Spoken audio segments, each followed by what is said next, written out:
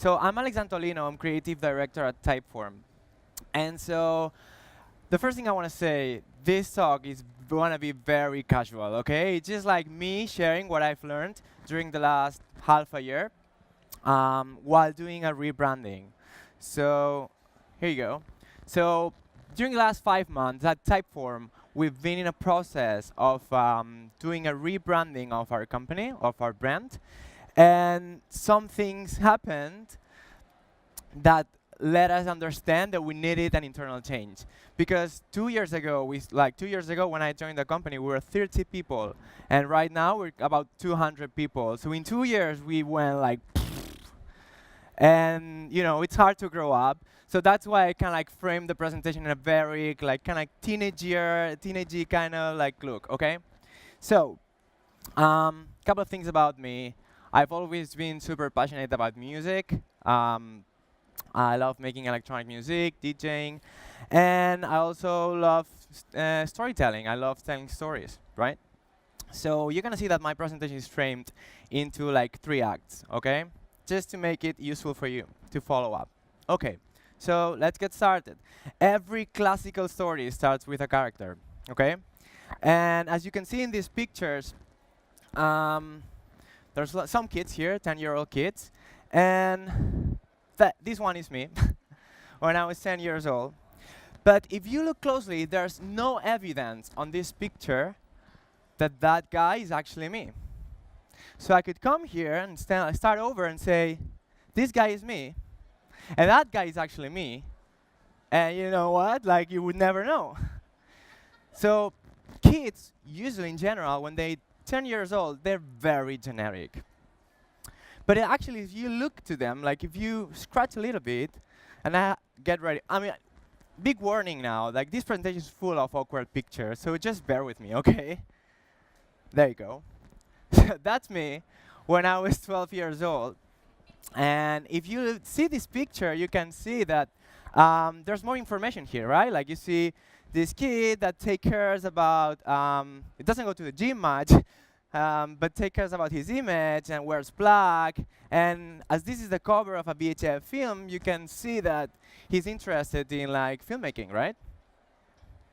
Whereas this picture is like me 2 weeks ago, talking about rebranding concepts at Typeform. And for some of you that don't know, Typeform is the company that changed the way people collect data online by adding conversation. So when you need to learn something about your customers, you ask them questions, right? Like you do in real life. So in a very analytical and rational science, and what we did is that we added an emotional layer on top of it by adding conversation. So people could engage with their customers, right? So we kind of like created this balance of rational and emotional kind of like communication, and people seem to love it, right? And what we got from people was like, I enjoy filling forms for the first time. Like, this is super exciting. I'm like, okay. And so we started thinking, we realized that we created the first conversational data collection tool. And that is very important. It seems super obvious right now, but it hasn't been so obvious to us. We came up with this idea of conversational data collection about 8 months ago. And it took us 4 months to nail it like that. And it seems obvious, but there's evidence of that. So those are screenshots that we took in just one day, 1 year ago, over all our channels in social media, websites. And you see how we had no clue on how to talk about the product we had. So we would talk about like human interactions. We would talk about like making forms more human, even making things more human. But we had no like, I mean, I joined this company 2 years and a half ago, and I come from the fashion industry. Like I was directing commercials. I have my own production company. I was new to tech. And I was like, Mom, I got this new job. And she's like, oh, what do you do? And I'm like, well, so there's this software online, and you ask questions to people, and you get answers. I mean, it was fucked up. And another evidence It's true. And another evidence is our branding, right? So that screenshots taken last week of all of our communication right now, not just 1 year ago, but right now. And as you can see, there's a lot of different things, right? So let's talk about branding a little bit. To me, brands are like people. And I say that because as a human being, your point of view in life is a mix of story and values, right? So you have your story, you learn a lot of things in life, you have your experience, and then you acquire some values when you grow up, right? And this creates your point of view in life and gives you, like, it dictates how you behave, right? So with this point of view, when you deal with a problem, you create a solution. And this solution is unique because your point of view is unique. That's why it's so important to know your point of view, your purpose, right? But we didn't know that at that moment because we grow so fast. We were so focused on like figuring our shit out. And so we have this product. 8 months ago, we said, okay, that's conversational data collection. So we had to go back and like unwalk this path to find our purpose and know who we are and what do we stand for. And so we partnered with our friends at Design Studio. Design Studio is like a branding company in London. And we partnered with them to help us because, to be honest, we're not the most experienced people. Like, we're all young, we're trying to learn, and these guys know what they do. So we know ourselves, and they have the experience, so say, let's collaborate. So we spent some time doing workshops, focus groups, like half a year, basically. And something interesting happened here. We started doing these interviews with our people from customer success. Customer success is the team at Typeform that talks with our customers, like gives support, educates them, and engages them when they're using the product, right? So we did interviews and we asked them questions like, why do you work at Typeform? What do you feel about Typeform? Like, what are the customers saying about Typeform? And all of them said individually, what the customers are saying is that there's this feature that it's been the top requested feature for the last 2 years, and we never built it. And I'm like, what do you mean? It's like, no. So there's this feature, a ranking field, that it's been the top requested feature for the last 2 years, and product never built it. And I was like, how is that possible? Like, if we know this, how is that possible that we never build it? And I realized, and they were like, well, product, they have their own roadmap. And I'm like, what the fuck?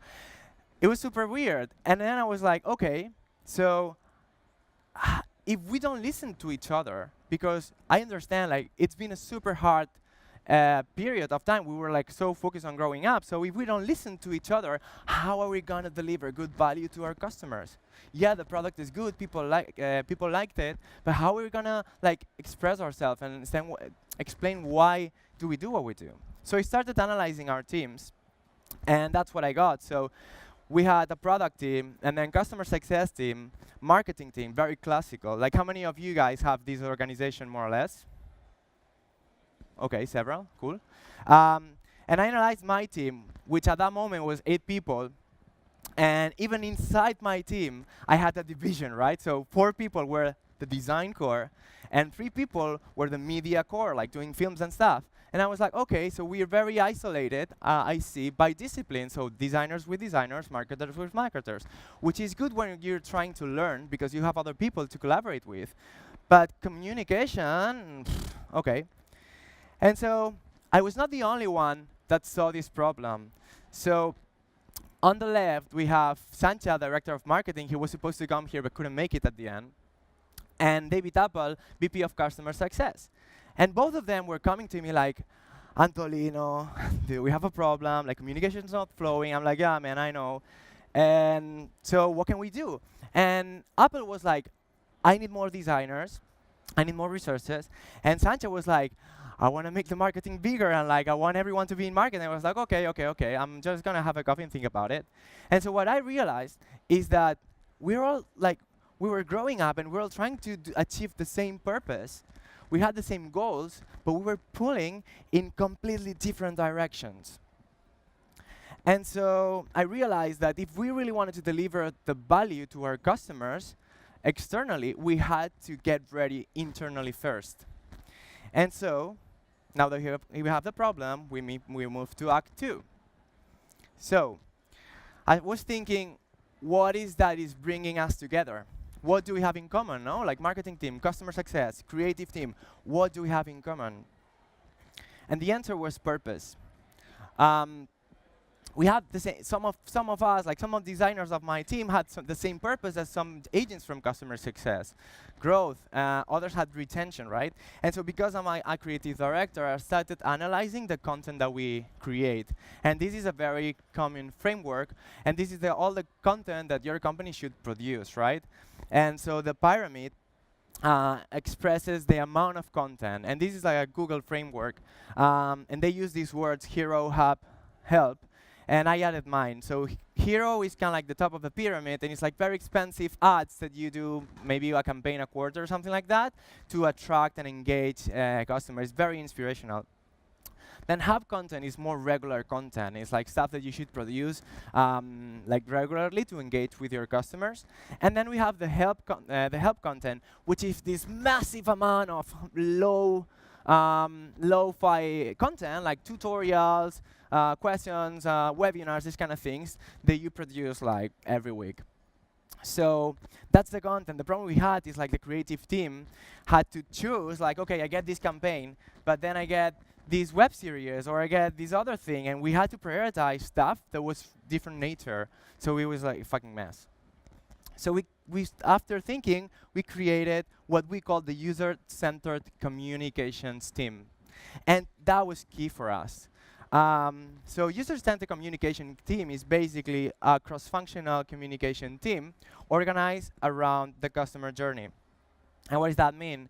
We took into consideration two things. So basically purpose. And we took the customer journey. And we have discovery, sign up as an event, adoption, and then pay, and then growth. And what we did is created cross-functional teams with people from different departments that had the same purpose.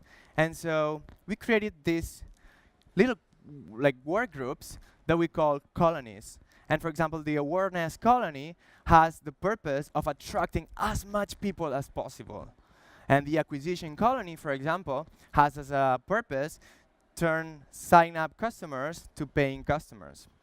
And so everyone was super happy, and that's the first picture we took, like when we're sitting together for the first time. And they were like, yeah, you know, that is actually a really cool picture because we have Petra, the designer, on the left, and then we have Valerie, customer success agent and marketing, and people were like, yeah, I understand what I'm here for. Cool. So then, alignment was also super important for us, because now we have all these groups and they're creating content. It's like, how are we going to make these people create content like separately, but content that is aligned and like provides like a solid image of our brand. And so we took these colonies. Imagine these bars are like colonies, and we take a look at the process that we're following to achieve, like to create projects. And they were all following the same, like we established that they would follow the same process. So it's basically planning, producing, distribution, and then analyzing results.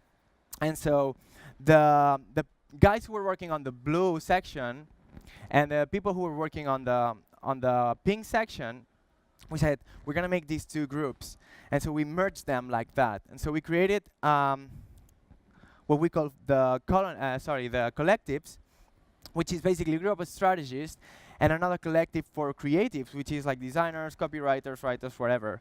And it looks like this. So strategists on the left get together once a week, and they share their ideas and their plans to get feedback and align with what others are doing. So we need to launch a new product. Okay, so on my colony, we're going to do that. What you guys going to do? And so like communication flows. And same thing on the right, like here we see like last week, the whole creative team talking about a campaign that we're going to release very soon, right? And so this didn't just achieve alignment, but also focus, because they knew what they were doing. And when you know what you were doing, what's your purpose, you have more ownership, and you're responsible for what you're trying to do. So after we implemented this, and after a month, everything is flowing, like everyone is engaged, and we're all like, yay! We're ready to like kick ass next year, right? And so what I realized is that not just branding, but also like internal organization is about purpose and defining why do you do what we do. And when you come to work, it's like, why am I as a designer coming and work here? And we documented this whole process during the last months. And we're gonna release a documentary series very early next year about all this process and the good and the ugly and the bad. But I just couldn't help bringing like sneak peeks. So please don't judge this. It's very rough, but at least you can get an idea of the process. First it starts, you're happy and you're small and everyone is like excited because you don't have much money, but you have impact and you're happy that everything you do, you're gonna see out soon, you know. You have some users, but you want more users. Like there's so much things to do and you don't have money, so you just have to work with what you have. So then we got money, the first lot of investment, and we were worried like how this is gonna impact culture. I think me and Robert have a certain way that we behave around people, and that, you know, in those early days when we were just 10 people in a company, that was the culture, right? It was very laid back. La cultura que estamos creando está muy vinculada a la colaboración, ¿no? y genera relax para que te puedas focalizar y hacer bien tu trabajo. Ahora, si ese ingrediente lo mezclas con ineficiencia en la organización, con un proyecto que no sale, entonces se ve la parte negativa de la cultura, que es, hostia, la gente está relajada y ¿qué pasa, no? Crecer una empresa de 50 a 150 personas es muy complicado. Entonces, si pones un proyecto de mucha innovación, que va a llevar muchos meses hasta salir al mercado, en medio de una organización que está madurando, creciendo, eso crea muchas ineficiencias. The only worry that I have is we're not there yet. We have so much things to do. Cool. So what we're trying to do with this is basically be able to share what we've learned and not show just a beautiful face, but like the problems we overcome. So maybe people in other companies that are struggling with growth can maybe use some solutions or like find new ways of doing stuff.